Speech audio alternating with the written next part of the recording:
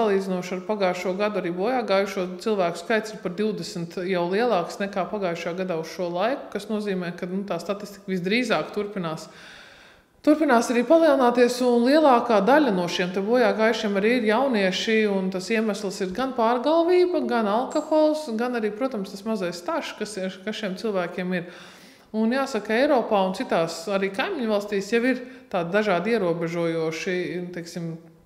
mehānismi, kādā veidā tomēr pārliecināties, ka jaunietis ir pietiekami profesionāls, lai brauktu. Un tad ir tas jautājums, bet tā, protams, ir vēl diskusija, un es nedomāju, ka mēs runāsim par to šogad vai teiksim, tajā ziņā, kad likumdošanas grozījumiem tur pēc mēneša vai pēc 2.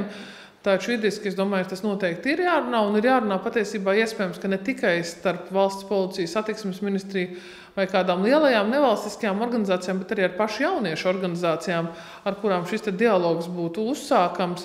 jo bieži vien jau ir tā, ka jaunieši tās akcijas, kas ir